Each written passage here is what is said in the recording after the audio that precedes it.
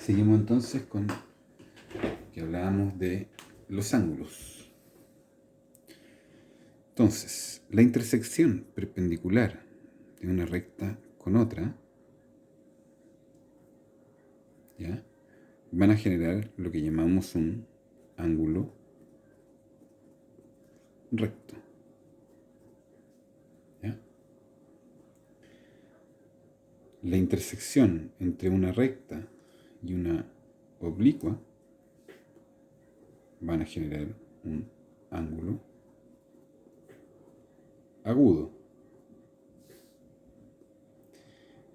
Y la intersección de una recta con una oblicua, pero en diferente posición, ¿cierto? Es decir, estamos midiendo este ángulo, ese ángulo y este ángulo. A este lo vamos a llamar un ángulo obtuso. ¿Ya? A diferencia de esto, entonces,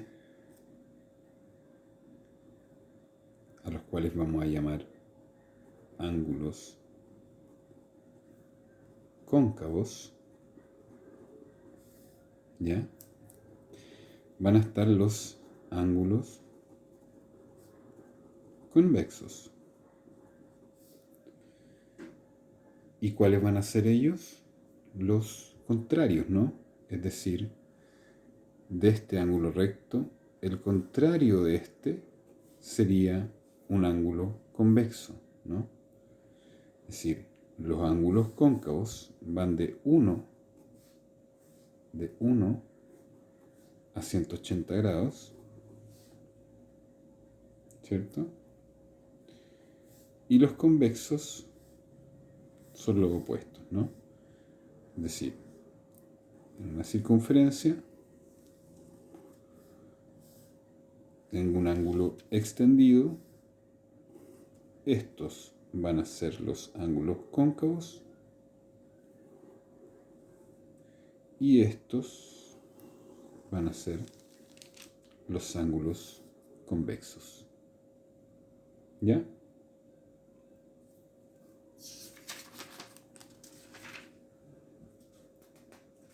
Ahora,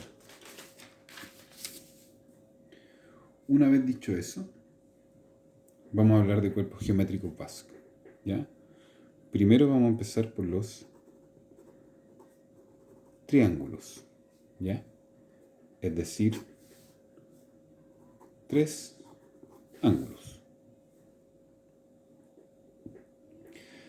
Primero entender de qué está compuesto una figura geométrica, en este caso, del triángulo. ¿Ya? Va a estar compuesta de lados, ¿cierto? Por ejemplo, podríamos llamar el lado A, el lado B y el lado C. Está compuesta de vértices, es decir, la recta que determina el lado A se intersecta formando un vértice con la recta que determina el lado B. ¿Ya? A eso vamos a llamar un vértice. Por tanto, estas intersecciones, como veíamos antes, van a tener ángulos, ¿cierto? Ángulos cóncavos y ángulos convexos, o ángulos interiores y ángulos exteriores, ¿cierto? Van a tener, por otra parte, un perímetro, ¿ya?, que es la longitud de la sumatoria de los lados, ¿ya? Y van a tener una superficie.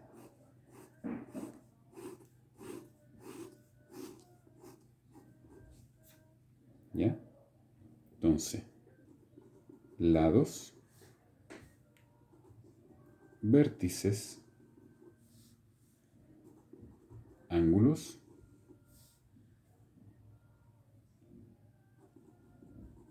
perímetro, área.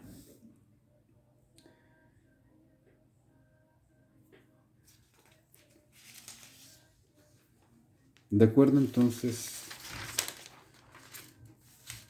a sus lados y a sus ángulos, o sea, es decir, a la longitud de sus lados, se van a llamar de diferentes maneras. Por ejemplo, aquel triángulo que la longitud de sus lados sea la misma y por tanto sus tres ángulos interiores sean iguales, lo vamos a llamar un triángulo equilátero. ¿Ya? Sea de lados iguales. Aquel triángulo que solamente dos de sus lados sean iguales, ¿ya? Y por tanto, dos de sus ángulos también sean iguales, lo vamos a llamar triángulo isósceles. ¿Cierto? Y por último, aquel triángulo que ninguno de sus lados sea igual, lo vamos a llamar un triángulo escaleno. ¿Ya? Eso en cuanto a sus longitudes, a la longitud de sus lados. Y en cuanto a los ángulos, van a tener también su definición. Es decir, vamos a tener un triángulo rectángulo cuando uno de sus lados conforme un ángulo recto. ¿Ya? A este vamos a llamar entonces un triángulo rectángulo. Así, aquel que tenga circunscrito dentro de su forma, un ángulo obtuso, lo vamos a llamar un obtusángulo. ¿Ya? Voy a escribir de nuevo. Obtusángulo. Un triángulo obtusángulo. ¿Ya? Y también aquel que tenga en su interior solo ángulos agudos, lo vamos a llamar un acutángulo. ¿Ya? Entonces, de acuerdo a sus longitudes, a las longitudes de sus lados, van a tener triángulos equiláteros, aquellos que tengan sus tres lados iguales, isósceles, quienes tengan sus dos lados iguales, y escalenos, quienes no tengan ningún lado igual. De acuerdo a sus ángulos, va a ser triángulo rectángulo aquel que tenga un ángulo recto, obtusángulo aquel que tenga un ángulo obtuso, y acutángulo aquel que tenga un ángulo agudo.